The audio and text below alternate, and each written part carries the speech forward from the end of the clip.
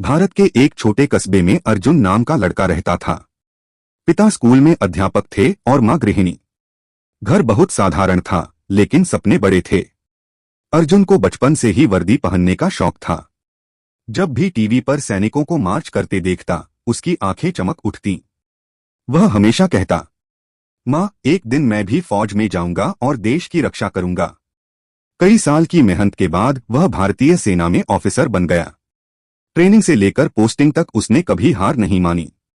घर वालों को अक्सर उसकी चिंता रहती, पर अर्जुन हमेशा कहता, परिवार तभी सुरक्षित है जब देश सुरक्षित है। अगर हम ही डर गए तो बाकी लोग कैसे चैन से जी पाएंगे। सेना की नौकरी आसान नहीं थी। कई कई महीने घर से दूर, कभी राजस्थान की तपती रेत पर तो कभी कारगिल की बर्फीली चोटियों पर। त्योहार आते परिवार इंतजार करता, लेकिन अर्जुन ड्यूटी पर तैनात रहता। उसकी पत्नी और छोटा बेटा अक्सर उदास रहते, लेकिन जब भी अर्जुन फोन पर बात करता तो एक ही बात कहता, मैं जानता हूं तुम सबको मेरी कमी खलती है, पर यही मेरा धर्म है। जब देश की रक्षा करूंगा तभी तुम सब चैन से सो पाओगे। एक बार सीमा पर आतंकियों से मुठभेड़ के दौरान अर्जुन बुरी तरह घायल हो गया। कई दिनों तक अस्पताल में रहा। जब डॉक्टर ने कहा कि अब शायद वह ज्यादा सक्रिय ड्यूटी न कर पाए, तो उसने जवाब दिया, देश की सेवा केवल बंदूक उठाकर नहीं होती। अगर मैं चल नहीं सकता तो नए सैनिकों को ट्रेनिंग दूंगा। मैं आखिरी सांस तक भारत मां की सेवा करूंगा। उसी समय मुंबई में एक बड़ा फिल्म स्टार था, आदित्य। करोड़ों का मालिक, लाखों फैन।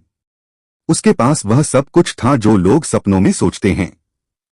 विदेश की बड़ी फिल्म कंपनियां उसे ऑफर देती, लंदन आ जाइए, हॉलीवुड फिल्म कीजिए, बच्चे आराम से रहेंगे, कोई भीड़ भाड़ नहीं। उसकी पत्नी भी चाहती थी कि वे विदेश शिफ्ट हो जाएं। वह कहती, आदित्य, भारत में तुम्हें हर जगह भीड़ घेर लेती है। बच्चे स्कूल नहीं जा पाते। अगर हम लंदन चले जाएं तो उन्हें सामान्य जीवन मिलेगा। आदित्य कुछ पल चुप रहा, फिर बोला, सुनो, मुझे भी आराम चाहिए। लेकिन क्या केवल आराम के लिए देश छोड़ देना सही है? इस देश ने मुझे नाम, पहचान और सम्मान दिया। अगर मैं सिर्फ सुविधा के लिए विदेश भाग गया तो यह देशभक्ति नहीं, अवसरवादिता होगी। अगर मेरे बच्चों को सामान्य जीवन चाहिए तो हम उन्हें सिखाएंगे कि देश से बड़ा कोई सुख नहीं। हमें यहां रहकर ही बदलाव लाना है। उसने फैसला किया कि वह यहीं रहेगा और समाज के लिए काम करेगा।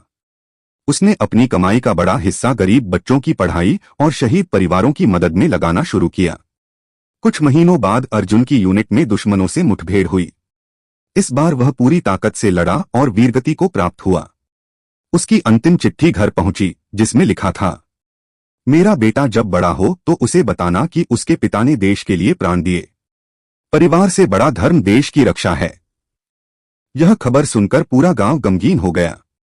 उसी समय आदित्य अपने फिल्म सेट से भागकर अर्जुन के गांव पहुंचा। उसने अर्जुन के माता पिता और पत्नी को गले लगाते हुए कहा, आज मैं यहां स्टार नहीं, सिर्फ एक भारतीय बनकर आया हूं। यह परिवार अब मेरा परिवार है। अर्जुन ने देश के लिए अपनी जान दी है। मैं उसकी जिम्मेदारी उठाऊंगा। उसने अर्जुन के बेटे की पढ़ाई का सारा खर्च उठाने का वादा किया और गांव में एक स्कूल बनवाने की घोषणा की। समारोह में आदित्य ने सभी से कहा, दोस्तों, आज हम दो राहों को मिलते देख रहे हैं। एक राह है उस सैनिक की जिसने परिवार से ऊपर देश को रखा और अपनी जान न्योछावर कर दी। दूसरी राह है उस कलाकार की जिसने विदेश की चकाचौंध छोड़कर अपने देश की मिट्टी में रहकर योगदान देना चुना। यही सच्ची देशभक्ति है। परिवार या सुख सुविधाओं का बहाना बनाकर देश छोड़ देना अवसरवादिता है। देशभक्ति त्याग है, कठिनाई है, पर यही सबसे बड़ा सम्मान है। भीड़ तालियों से गूंज उठी। गांव के बच्चों ने अर्जुन की तस्वीर के सामने प्रण लिया, हम भी बड़े होकर अपने देश की सेवा करेंगे। यह कहानी हमें यह सिखाती है कि देशभक्ति केवल सीमा पर लड़ने का नाम नहीं, बल्कि कठिनाइयों में भी देश के साथ खड़े रहने का नाम है। परिवार का बहाना बनाकर देश छोड़ना आसान रास्ता है, पर यह सच्ची निष्ठा नहीं। असली नायक वही हैं जो देश की मिट्टी में रहकर त्याग और योगदान दोनों करते हैं।